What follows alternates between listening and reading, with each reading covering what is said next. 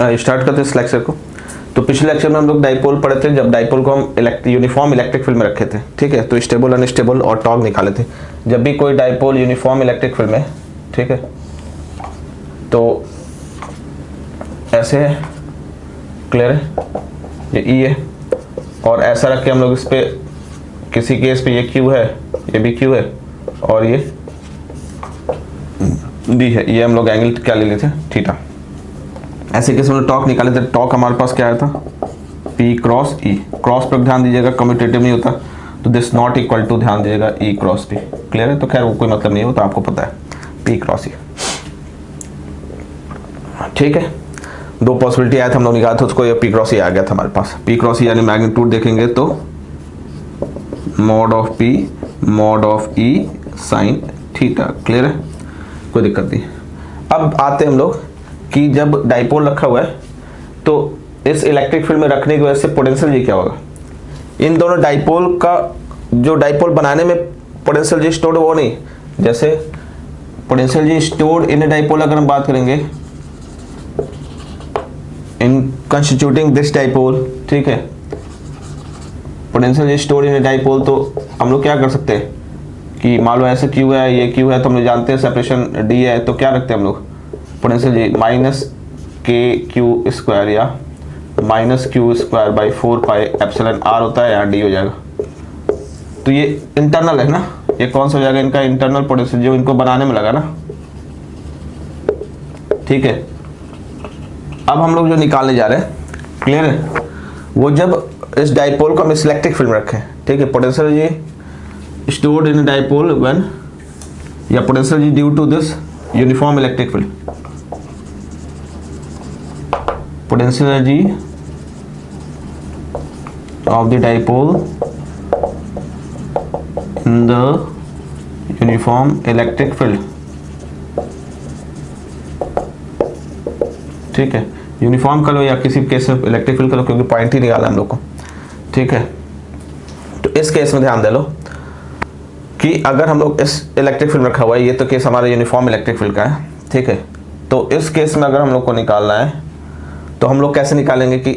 ये जब डाइपोल इस फील्ड में रखा गया तो अब इसमें एक पोटेंशियल जनरेट हो गया, वो तो है ही ऑलरेडी, उसका नहीं लेना है, वो तो ऑलरेडी स्टोर है, वो हमेशा रहेगा, जब जहाँ जहाँ डाइपोल जाएगा ऑलरेडी स्टोर है, तो अब उसको नेगलेक्ट कर देंगे। अब जब भी हम किसी इलेक्ट्रिक फील्ड रखें या यूनिफॉर्म वेरिएबल इलेक्ट्रिक फील्ड रखें, तो उस हिसाब से हम लोग इसको देखेंगे, ठीक है, पॉइंट आउट करेंगे। तो ये क्योंकि डी बहुत स्मॉल है, तो इसलिए हमने यूनिफॉर्म को चक्कर से हटा दिया, क्योंकि इतने स्मॉल के लिए वेरिएशन नेग्लिजिबल होगा ऑलमोस्ट, ठीक है। फिलहाल फिर भी अगर हम इस केस में देखते हैं, ठीक है, तो इस केस में क्या हो सकता है, जैसे हम लोग जानते हैं कि इलेक्ट्रिक फील्ड ऐसे जा रहा है, ये थोड़ा सा इंक्लाइंड है,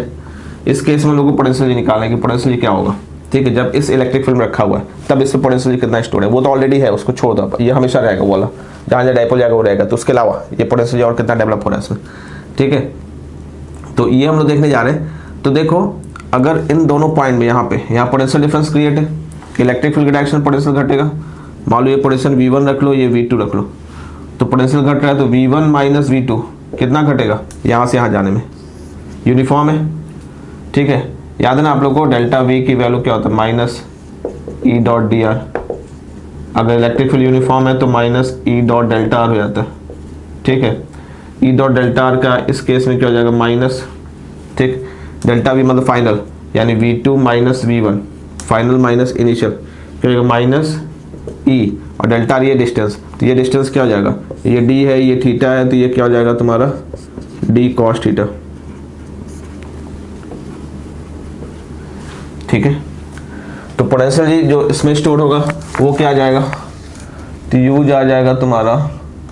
इस केस में q डेल्टा v आ जाएगा, ठीक है। तो q into V2 minus V1, V2 minus V1 की वैल्यू क्या है हमारा, minus Q E D cos theta, यानी माइनस क्यू डी ई, ये अलग है, ये माइनस पी हो जाएगा, ये ई का मैग्नीट्यूड कॉस थीटा, ठीक है। ये पोटेंशियल ये है, जब इसको क्या कहेंगे, डॉट प्रोडक्ट है, तो माइनस पी डॉट ई, तो ये हो जाएगा पोटेंशियल स्टोर, क्लियर है। जब किसी यूनिफॉर्म इलेक्ट्रिक फील्ड में रखेगा तो ये पोटेंशियल स्टोर होगा, तो पोटेंशियल स्टोर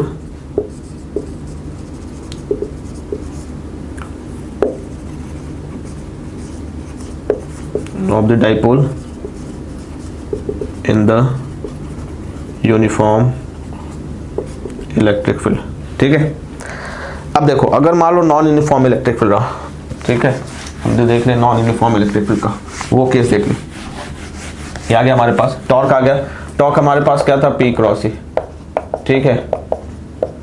पोटेंशियल ये आ गया हमारे पास minus P dot E, dot product में हम लोग E डॉट P भी लिख सकते हो, टेंशन मत डालना।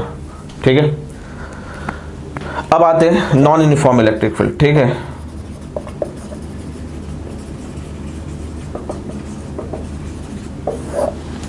नॉन यूनिफॉर्म इलेक्ट्रिक फील्ड मान लो ऐसे कुछ, ठीक है, ये वेरी कर, ठीक है, मान लो लेफ्ट टू राइट, कहीं पे यहाँ पे डाइपोल है, ठीक, तो ध्यान दो अगर मान लो ये माइनस है ये प्लस है, बहुत छोटा है पर फिर भी यहाँ का जैसे इधर से इधर मान लो इंक्रीजिंग फील्ड है, ये डायरेक्शन क्या है, इंक्रीजिंग फील्ड का। ठीक है, तो इस पे यहाँ का फील्ड ज़्यादा है, यहाँ का फील्ड कम है, यहाँ मान लो E2 है, ये E1 है, तो E2 ग्रेटर देन क्या होगा, स्लाइटली ग्रेटर देन, तो इस पे जो QE लगेगा और इस पे पीछे लग रहा है QE1, तो दिस सिग्निफाई दैट QE2 जो है वो स्लाइटली ग्रेटर देन QE1 होगा, तो ओवरऑल इसको खींच लेगा ना, तो हम लोग कह सकते हैं dipole moves from lower electric field to, ठीक है, अगर P पैरेलल टू E है, क्लियर है समझ बात को, P पैरेलल टू E है, तो इस केस में क्या होगा, डाइपोल मूव्स फ्रॉम